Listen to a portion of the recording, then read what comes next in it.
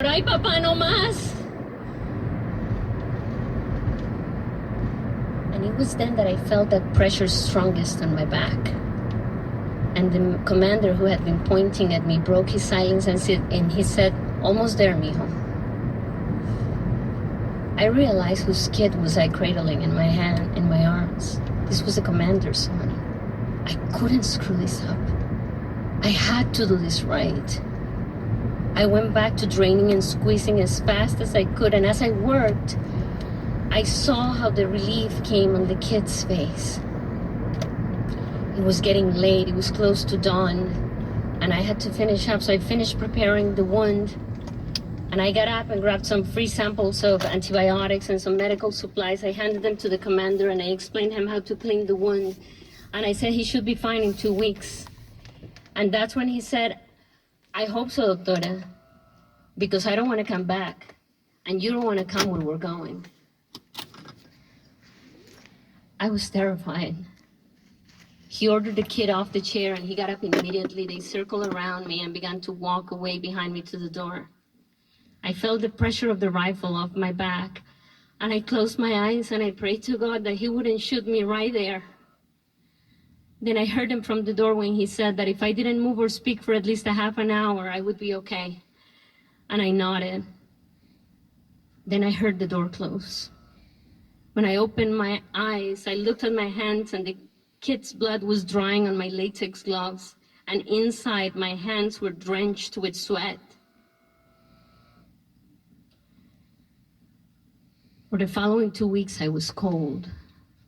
I didn't want to eat. Everything made me nauseous. I didn't want to answer any questions about the incident. I didn't even tell my parents. I continued to take care of my outpatients, but every time one walked in, I would fear it would be the kid. And then one day I was at my office and the phone rang. It was from the front desk, and they said I had a package. I was so scared, but I went.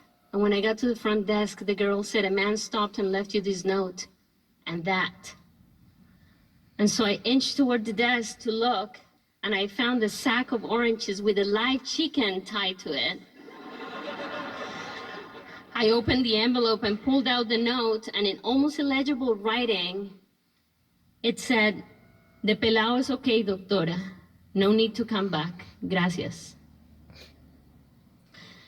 I felt some kind of awkward relief, but I put the note back and I put it back in my uniform and I went back to work.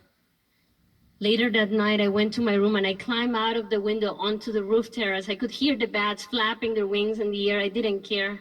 I brought the note and matches with me, and I pulled it out and I burnt it. And I burnt it because it reminded me of how scared I had been that night, of how frightened I had been for the last 2 weeks. But I also burnt it because I felt that it connected me to the bad guys. And then I thought, but what bad guys? This was a sick child.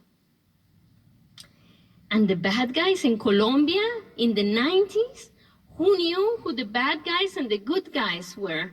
Nobody knew. We were all just people caught in this battle of warlords that nobody knew how to stop, that to this day, as you know, we're trying to stop. And these people that had come to me in search of help, they were just people with mothers and fathers and toothaches, capable of hating and loving and gratitude amidst all this violence, capable too of killing and hurting and kidnapping. And yet, this father had risked his life that day for his son, like my own father would. And he had respected my life. And I thought about my father's words about serving the people. And so I've come to think that in times of war, it's very hard to tell who the good people and the bad people are. And if you're gifted with the opportunity of helping another human being, especially in times of war, you do it. Because that's how you serve not a faction, not a party, not a cause, but the people.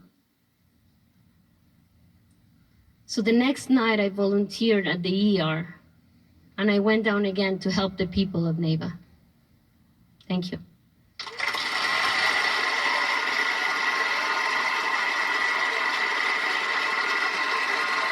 That was Martha Ruiz Perea. Martha is no longer practicing dentistry. She's now a painter and sculptor living in New York City. She worries that this concept of good guys and bad guys is playing out in the U.S. where she lives now. The fear of the other feels especially prevalent these days. And she says in her experience, the fires that are fueled by fear and hate usually cause the most damage.